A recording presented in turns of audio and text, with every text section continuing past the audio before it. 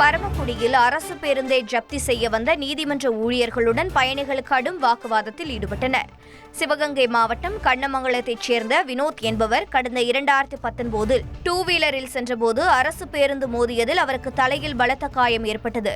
விபத்தில் படுகாயமடைந்த வினோத்திற்கு ரூபாய் 14 லட்சம் இழப்பீடு வழங்க 2023 நீதிமன்றம் உத்தரவிட்டது. ஆனால் 2 ஆண்டுகள் கடந்தும் இழப்பீடு தொகை வழங்கப்படவில்லை என வினோத் புகார் அளித்துள்ளார்.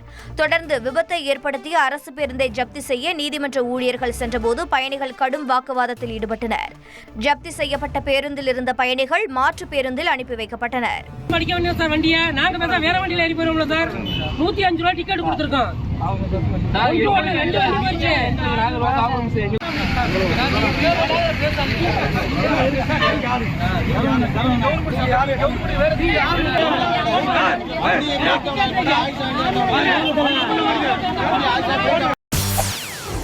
செய்திகளை உடனுக்குடன் தெரிந்து கொள்ள உடனே சப்ஸ்கிரைப் பண்ணுங்க.